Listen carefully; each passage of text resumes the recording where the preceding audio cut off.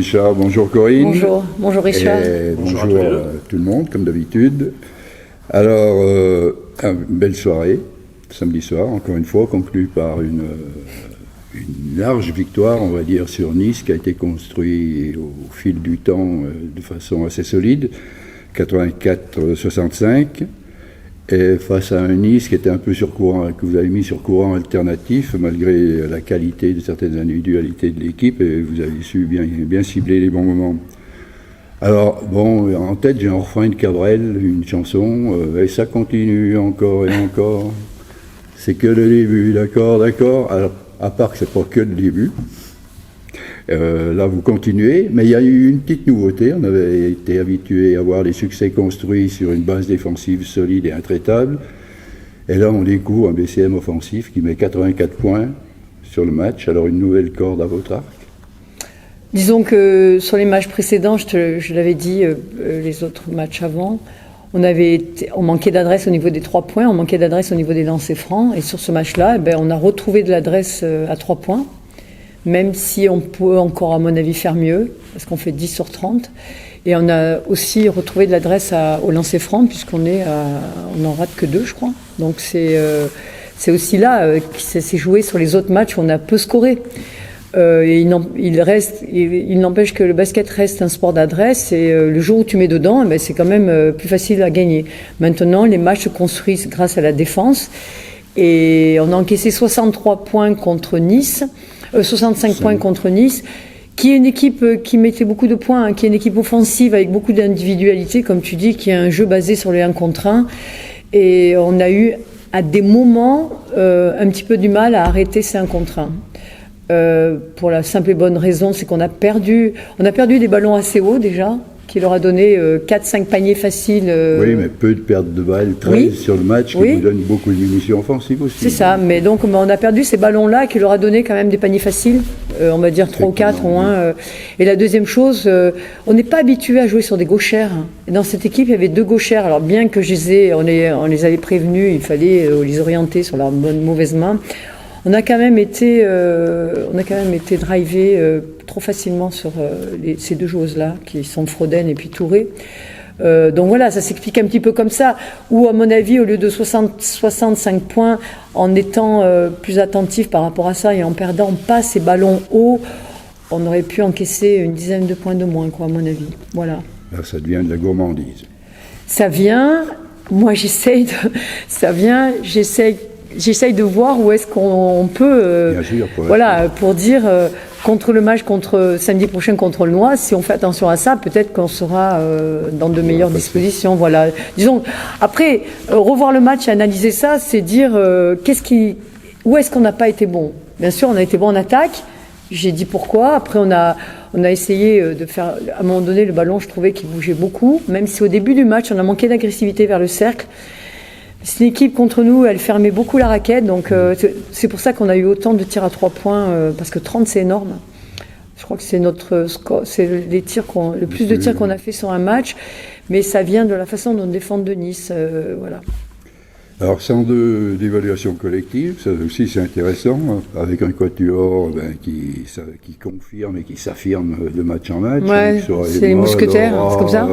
Oui, les 4 mousquetaires féminins. Mais moi, ce que j'ai aimé par rapport à l'évaluation, c'est que, avec le recul et l'expérience de tous les matchs que j'ai eu fait, avoir 2 joueuses qui ont 30 dévals, c'est rare. C'est énorme. Ouais, c'est rare dans une équipe. Ça, c'est la première chose. La deuxième chose, surtout quand c'est ton axe 1-5, qui est pour moi la base du basket, qui est essentiel dans le basket de haut niveau, ton axe meneur, poste 5. Et quand on a Justine, pour moi, Justine a fait son meilleur match samedi. Je lui ai dit, elle le sait. Parce qu'elle a été capable, elle a pris beaucoup de coups, elle a été capable de driver, de monter le ballon avec beaucoup d'énergie, de gagner beaucoup de ballons. Elle a fait quand même 4 interceptions et surtout, elle a mis en place le jeu et puis elle a été à droite. Donc 30 dévals sur une meneuse avec Kendall encore à 30, mais ça, c'est plus une surprise pour personne. Si les autres joueuses autour de Kendall arrivent à comme tu dis, même autour des 4 joueuses majeures que l'on a dans cette équipe et qui fait partie de la hiérarchie d'une équipe, si les autres commencent à s'affirmer, C'est qu'un plus pour le groupe, quoi, et on va continuer à progresser. Alors, une petite aparté, tu en as parlé, je voulais parler de la deuxième mi-temps, entre autres, où elle a été extraordinaire, de Justine, avec une grosse production. À mon avis, vu de l'extérieur, tu as façonné, et puis avec son accord sûrement, une meneuse à ton image. Et ça devrait te satisfaire, c'est-à-dire de la vitesse dans les relances, dans la gestion, de la lecture du jeu où elle avait énormément progressé, la précision dans ses tirs qui s'enforcent, elle ajuste au bon moment et un mental de guerrière. Tout à fait. Ça définit aussi Corinne Benintendi dans ses jeunes années. Disons, je pense que c'était aussi compliqué. Au début avec Justine, il fallait qu'elle comprenne ce que j'attendais d'elle et surtout le rôle d'une meneuse de jeu. Et bon, au début, c'était pas évident parce qu'elle comprenait pas forcément ce que j'attendais d'elle. Elle avait l'impression toujours que je la reprenais trop souvent, etc. Mais il n'empêche que maintenant on arrive à ça et que pour moi, vraiment, c'est exactement ce qu'une meneuse de jeu doit faire. Ça veut dire, c'est la première en défense qui met l'activité défensive. C'est la première qui gagne des ballons et notamment sur les lignes de passe quand elle arrive parce qu'elle est vraiment très rapide. Et après, monter la balle très vite, être capable de faire jouer les autres et en réalité jouer pour soi quand l'équipe ne peut plus jouer pour elle, quoi. Et chose qu'elle a très très bien fait. Donc pour moi, c'est son match référent et c'est presque un match parfait pour Justine, oui. Alors, autre point important de la soirée, je dirais, c'est un petit peu comme la réclame des pastilles pour les lave-vaisselle. Ça fait 3 réussites en une, je veux dire. Il y a eu un super spectacle sur le terrain, du bon basket. Il y a eu des tribunes enflammées avec un groupe de supporters qui prend sa place et qui est bien dans les tribunes. Il y a tous ces à côté qui font que ça devient des bénévoles, on les sent encore plus avec le sourire parce qu'ils participent à cette dynamique et ce bon renouveau. Disons qu'on est en train de faire basculer le club dans une dimension qu'on ne s'y attendait pas, pour la simple bonne raison que samedi soir la salle est pratiquement pleine. Elle est 700 spectateurs dans la salle, plus les invitations. 1300 sur la télé sans les replays, ça fait 2000 personnes qui sont derrière et qui vous suivent et qui... Oui, donc du coup on bascule dans quelque chose, mais ça c'est tout ça revient à ce que les filles sont capables de montrer sur le terrain. Généralement, le public suit l'équipe. S'identifie aussi. Voilà, suit l'équipe, s'identifie. Moi, c'est que du bonheur. Moi, qui suis à l'extérieur, et ce que je veux dire, moi, je prends du bonheur et d'entraîner ce groupe-là parce qu'il est réceptif, et aussi de coacher avec tout ce qu'il y a autour. Ça veut dire aussi bien le fan club qu'aussi bien les spectateurs, et qu'après les matchs, quand on voit comment ça se passe, en réalité, c'est pour ça que tu fais du basket de haut niveau. Et c'est pour ça que le BCMF est vraiment un club, est-ce que on peut dire à part ou quoi que ce soit, où on a gardé ce côté familial, tout en étant, en faisant le plus haut niveau possible. Maintenant, il faut continuer marche par marche, on va dire petit escalier par petit escalier. Mais je veux dire, les limites, il n'y a que les joueuses qui peuvent se les mettre. Je veux dire, en tout cas, moi, j'espère qu'on arrivera à rester où on est. Mais on a maintenant les 2 matchs qui arrivent là, avant la trêve sur un week-end. C'est la cour des grands. Ouais. C'est ça, voilà. Donc c'est intéressant. Aulnois, sans pression, mais les yeux dans les yeux. Oui, après, on verra. Aulnois surfe sur une vague qui est encore au-dessus de nous. Pour l'instant, on est seconde. Moi, j'aimerais bien qu'on arrive à rester... C'est la manière qui va compter et vous situer par rapport aux 17 points que vous avez mis ici. Moi, je dis c'est un petit match des filles. On va se situer, on prend 20 points, on va dire, écoutez, on les joue les yeux dans les yeux, on les titille, tant mieux. Maintenant, pour moi, le match le plus important, les 2 matchs sont importants, mais le match le plus important sera le Chartres à la maison, déjà parce qu'on a gagné là-bas et qu'il faut les gagner pour rester seconde. Mais il n'empêche que de toute façon, il nous restera encore 8 matchs derrière.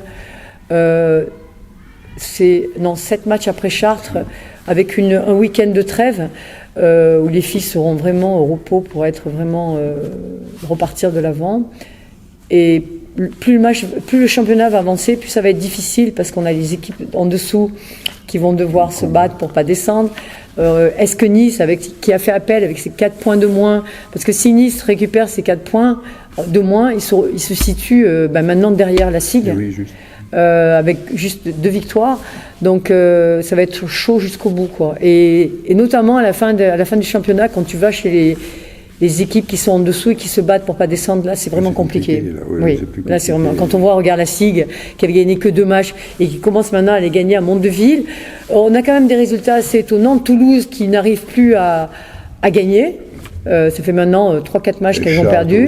Chartres qui monte, mais comme l'année dernière, Chartres est quand même finaliste. Hein. Oui. Donc ça reste des équipes référents. Et à nous de nous situer maintenant. Bon, on a 10 victoires, 3 défaites, que demander de plus, quoi. Je veux dire, si ce n'est, en plus, la manière dont on, c'est pas des, c'est pas, voilà, c'est pas galvaudé. C'est, en plus, là, on a mis, Nice vient ici pour gagner, hein. Je veux dire, ses meilleures joueuses font le match qu'il y a à faire. Non, et c'est d'autant mieux, c'est qu'on arrive à gagner avec des choses différentes, quoi. Là, on est un petit peu moins bien en défense pour moi, et on met mais on avait quand même mis l'accent sur comment être plus performant au niveau des 3 points. Donc, on a ce que tu gagnes d'un côté, tu le perds de l'autre côté. Donc, on va essayer de bien préparer le match contre le Noir. Et puis, on en discutera lundi prochain. Eh bien, ce sera avec plaisir qu'on en discutera. Et quel que soit le résultat, oui, après, ça reste. Le bilan est toujours hyper positif et restera hyper positif. Ouais. Il n'y a pas de souci là-dessus. Donc, on a dû faire le tour à peu près. Oui, tout est bien. Oui. Bon, alors merci beaucoup, Corinne. Merci, Richard. Merci. Merci à tous les deux. Et merci. à lundi. À lundi. À lundi.